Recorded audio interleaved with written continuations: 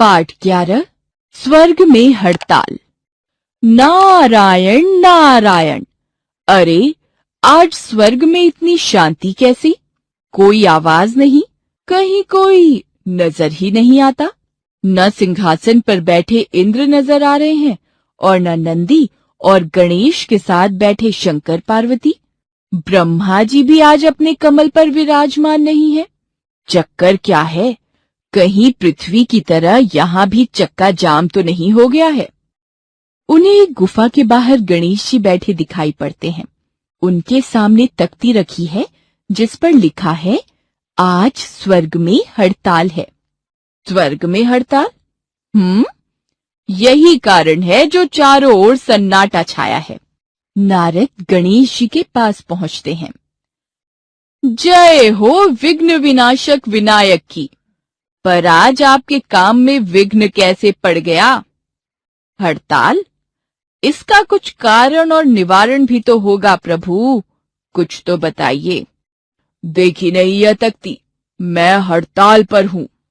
प्रभु, मैं आपके लिए लड्डू लाया हूँ, वह तो ग्रहण कीजिए।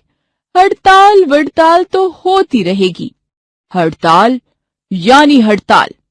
पर प्रभु, इस हड़ताल का कोई कारण भी तो होगा।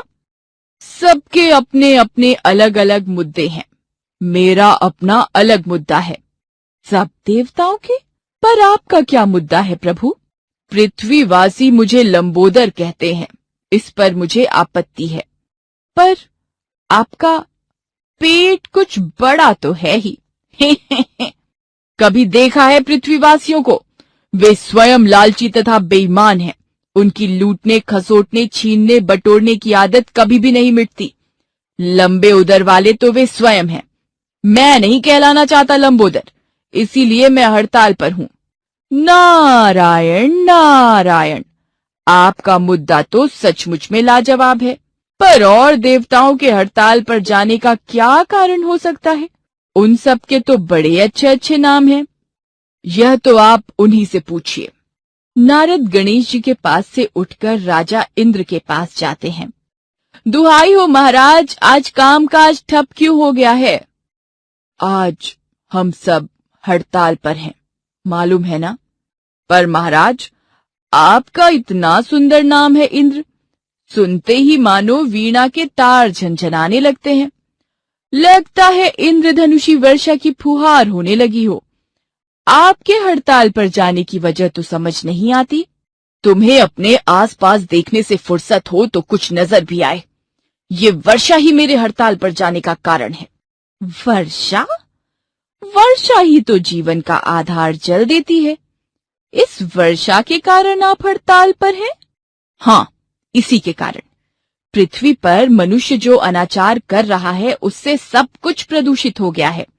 प्रदूषण से आसमान की नीली छतरी में छिद्र हो गए हैं। और दुख की बात तो यह है कि अब जो बारिश में करता हूँ अम्ल वर्षा के रूप में पृथ्वी पर गिरती है। मैं परेशान न हूँ तो क्या करूँ? अरे, इनके पास तो सचमुच एक मुद्दा है। दूसरे देवताओं के पास जाकर देखता हूँ। आज स्वर्ग लोक सचमुच में ही सूना है, इसलिए मधुर बंसी भी नहीं सुनाई पड़ती। क्या कृष्ण जी भी हड़ताल पर हैं? पता लगाता हूँ। नारद कृष्ण जी को ढूंढते हुए पहुंचते हैं जो एक पेड़ के नीचे उदास बैठे हैं। जय हो देवकी नंदन। क्या आप भी हड़ताल पर हैं? पर प्रभु, यहाँ स्वर्ग में सारे सुख आपके कदमों पर हैं। आपके हड़ताल पर जाने का भला क्या कारण है? कैसा सुख? क्या हमारे पास हृदय नहीं है? नारायण नारायण। प्रभु, आपका हृदय तो अत्यंत उदार है, खाक उदार है। तभी तो मेरी प्रिय गायें पृथ्वी पर प्लास्टिक खाकर मर रही हैं। मानव ने तो बस हद कर दी है। प्लास्टिक की थैलियों में फल, सब्जी के छिलके, कूड़ा करकट साथ मिलाकर फेंक देता है। बेचारी भूखी गायें प्लास्टिक की थैलियां ही खा जाती हैं और मौत के मुंह में समा जाती हैं। नारायण नारायण। यह तो सचमुच में अनर्थ हो रहा है नटवर नागर। आपके हड़ताल पर जाने का कारण भी एकदम सही है। चलता हूँ, नारायण नारायण। तो आज सारे देवता हड़ताल पर हैं, यानी देवियां आज खुशियां मना रही होंगी। चलो जरा सिंह वाहिनी माँ दुर्गा के पांव छूकर आऊं। अरे, सन्नाटा तो यहां भी वैसा ही है। क्या देवियां भी हड़ताल पर हैं? नारद माँ दुर्गा देवी के पास पहुंचते हैं, जो एक पहाड़ी पर उदास बैठी हैं। जय हो देवी माँ, आज आप भी बैठी हैं खाली खाली, न सिर पर मुकुट और न कानों में बाली। लगता है आप भी हड़ताल पर हैं। पर देवी माँ, आपको इन चक्करों में पड़ने की क्या जरूरत? देवता हड़ताल पर हैं तो उन्हें होने दीजिए, अपनी पूजा अर्चना तो ना रोके। कैसे ना करूं हड़ताल? कभी तुमने कुछ जांच पड़ताल की है? जांच पड़ताल किसकी? यही तो दुख है नारद। कहते हो स्वयं को विशारद, पर हो वहीं के वहीं। माफ कीजिए माँ, मुझसे क्या अपराध हो गया? गुस्सा थूक कर साफ साफ कहिए। मेरे शेरों का धरती पर बुरा हाल हो रहा है। दिन प्रतिदिन उनकी संख्या कम होती जा रही है। शेरों की खाल बेची जा रही है। माँ, आपका कहना एकदम ठीक है, लेकिन इस समस्या का समाधान तो ढूंढना ही होगा। चलता हूँ, सृष्टि के जन्मदाता ब्रह्मा, पालक विष्णु और संहारकर्ता महेश के पास ही जाकर कोई उपाय देखता हूँ। नारद ब्रह्मा जी के कक्ष में प्रवेश करते हैं। वहां ब्रह्मा, विष्णु तथा महेश चुपचाप बैठे हैं। नारायण नारायण, त्रिदेव की जय हो। प्रभु, क्या आप तीनों भी हड़ताल पर हैं? पर आप सबके हड़ताल में जाने की कोई न कोई वजह तो होगी। प्रभु, अब आप ही कुछ बोलिए। आपने तो आज अपने नाभि कमल का भी त्याग कर दिया है, भला क्यों? बस करो नारद, मेरा कमल आज पृथ्वी पर मुरझा रहा है, कुमला रहा है। कमल भला कैसे मुरझाएगा? वह तो खिलता ही है कीचड़ में। कीचड़ की भला पृथ्वी पर क्या कमी? यही तो रोना है। मनुष्य फैक्ट्रियों के रासायनिक पदार्थों को पानी में छोड़कर जल और मिट्टी सभी को प्रदूषित कर रहा है। अब तो कीचड़ भी प्रदूषित है। पर प्रभु, आप तो सृष्टि के रचयिता हैं। आप भी? मैं तो क्या, मेरे अन्य सभी साथी ईसा मसीह, गुरु नानक आदि मनुष्य की मानसिकता को लेकर क्षुब्ध हैं।